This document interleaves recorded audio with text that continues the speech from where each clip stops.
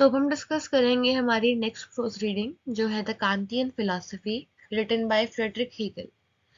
इसको हम 10 पॉइंट्स में समझेंगे। तो let us begin. Epistemology and metaphysics. तो बेसिकली एपिस्टेमोलॉजी का मतलब क्या होता है? वो फिलॉसफी जो नेचर के बारे में एक्सप्लोर करे कि नेचर कैसा है, नेचर में क्या क्या होता है, क्या क्या हमारे अलग अलग फीचर्स हैं नेचर के। और मेटाफिजिक्स वो क्वेश्चन होते हैं जो इस फिलॉसफी के बारे में जानने के लिए होते हैं कि हमें ऐसा फील क्यों हो रहा है, ये नॉलेज हमें कहाँ से आ रही है, ऐसा हम हमारा माइंड इसके ऊपर रिएक्ट कैसे कर रहा है। So Kant sought to reconcile empiricism. Empiricism का मतलब यहीं पे हो गया ये क्वेश्चन कि हमें ये फीलिंग आ कहाँ से रही है, and rationalism by arguing that knowledge is partly derived from experience and partly from innate structures of the mind. ये जो दो टर्म्स हैं डिफिकल्ट सी लग रही है आपको देखने में, इसका मतलब ही यही है कि जो हमारा रिएक्शन होता है, जो हमारी नॉलेज होती है किसी भी चीज, किसी भी फिलॉसफी को लेकर, वो कहाँ से आती है? आधी तो वो आती है हमारे एक्सपीरियंस से, यानी जो हम पढ़ रहे हैं, जो हम देख रहे हैं, जो हम सुन रहे हैं।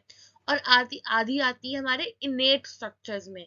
इनेट स्ट्रक्चर मतलब हमारा सेंसरी डाटा, हमारी जो सेंसेस हमारे रिस्पॉन्ड करते। जैसे मैंने किसी चीज को देखा और मेरे को एकदम से लगा अरे वाह, ये तो बिल्कुल ही बढ़िया चीज है, तो वो वाला पार्ट जो मुझे देखते ही फील हो कि अरे ये तो कुछ ऐसा लग रहा है, जो मेरे सेंसेस एग्जांपल दे दें, वो है मेरी आधी नॉलेज का जरिया।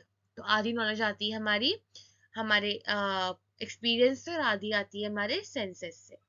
बढ़ते हैं अगले पॉइंट की तरफ जो है a priori knowledge. Kant distinguish between analytic and synthetic judgments. Analytic judgment होते हैं और एक होते हैं सिंथेटिक जजमेंट्स। जैसे कि फर्स्ट हो गया ऑल बैचलर्स आर अनमैरिड। अब इसमें क्या है, मुझे बताना नहीं पड़ेगा कि बैचलर का मतलब क्या होता है जो अनमैरिड हो, और अनमैरिड का मतलब क्या होता है जो बैचलर हो। यानी कि अगर मैं बैचलर से पढ़ूं और अनमैरिड ना पढ़ूं तो मुझे पता है बैचलर्स अनमैरिड ही होंगे, और सिर्फ अनमैरिड पढ़ूं तो मुझे क्या पता है कि वो लोग बैचलर ही होंगे। पर सिंथेटिक जजमेंट कौन से होते हैं? जब मैं वो पूरी लाइन पढ़ूंगी तभी समझ आएगा कि कैट कहाँ है मैट पे। सिर्फ कैट को पढ़ के नहीं पता चलेगा कि वो मैट पे है, तो उसके लिए पूरी लाइन पढ़नी पड़ेगी। एनालिटिक में आपको क्या होता है, एक वर्ड पढ़ के दूसरे का मीनिंग समझ आ जाएगा और दूसरे को पढ़ के पहले का समझ आ जाएगा, दोनों का मतलब सेम ही होता है। वेयर सिंथेटिक जजमेंट में दोनों टर्म्स आपस पे रिलाई कर रही होती है। This is priori knowledge. तो maybe are getting my point. So let बढ़ते हैं नेक्स्ट की तरफ जो है हमारा द कोपरनिकल रेवोल्यूशन।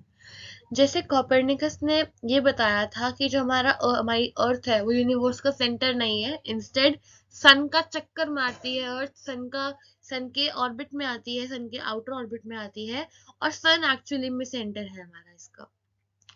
तो यही बात ऐसे ही कांत ने क्या करा, कांत ने ये बताया कि बाकी सब चीजें छोड़ के, बाकी सारे पॉइंट ऑफ व्यू छोड़ के, जो हमारा माइंड है वही मेन है जो हमारे एक्सपीरियंसेस को शेप करता है। हमारे एक्सपीरियंसेस ही वही चीज है जिससे हम अपने माइंड को बिल्ड कर पाते हैं। अगर मैं किसी चीज को सामने से देख के एनालाइज ना करूं और सिर्फ किसी और के पॉइंट ऑफ व्यू से जजमेंट दे दूं तो वो ट्रू नहीं होगा, वो रियलिस्टिक नहीं होगा। जबकि अपने मन से, अपने एक्सपीरियंस से देना वो चीज, अपने एक्सपीरियंस से उस चीज को पढ़ना, एनालाइज करना will be the right answer, will be the right thing to do. तो यही था हमारा कोपरनिकल रेवोल्यूशन। बढ़ते हैं आगे। Moral philosophy. Kant's ethical theory revolves around the idea of the categorical imperative, a moral law that applies universally. He formulated it in various ways, including the principle that one should not only according to maxims that one can at the same time will to become a universal law. अब कांत यहाँ पे क्या बोलते हैं? Moral philosophy का मतलब बहुत simple है, इतने डिफिकल्टली आपको उसको समझने की नीड नहीं है। इसका मतलब क्या होता है, आप वो काम करो, ऐसे काम करो जिसमें आपको लगे कि अगर कोई और भी ऐसा काम करे तो आपको दुख ना पहुंचे। आप सोचो, आप एक प्लांट लगा रहे हो, तो आप ये सोच के लगाओ कि कोई और भी प्लांट लगाएगा तो आपको खुशी होगी। आप कुछ ऐसा किसी के बारे में लिखो कि पूरा वर्ल्ड भी ऐसी बातें लिखे तो आपको खुशी होगी। तो ये हमारा मॉरल लॉ है, कैटेगोरिकल इंपेरेटिव है कि हम यही काम, अपने हर काम वो सोच के करें कि दूसरे के पर्सपेक्टिव से भी हमें वो काम सही लग रहा हो।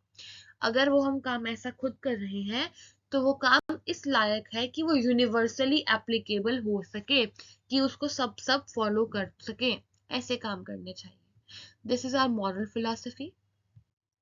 Next come autonomy and duty. Kant emphasized the importance of autonomy, acting based on rational principles, and believed that moral duties are derived from reason alone. ये कहते हैं ऑटोनॉमी, हमारी जो फ्रीडम ऑफ थॉट्स है, फ्रीडम ऑफ एक्सपीरियंस है, यही है जो हमारे एक्सपीरियंस को शेप कर रहा है।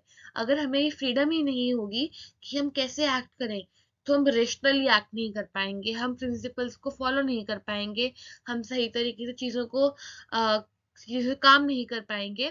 तो हमारा क्या है, हमारी ये ड्यूटी, जब सेंस ऑफ ड्यूटी हमारे मन में आती है कि हमें अपने मॉरल लॉस के साथ चलना है, तो हमें ऑटोनॉमी चाहिए, हमें वो फ्रीडम चाहिए कि हमें ये काम अपनी मर्जी से करने दिया जाए।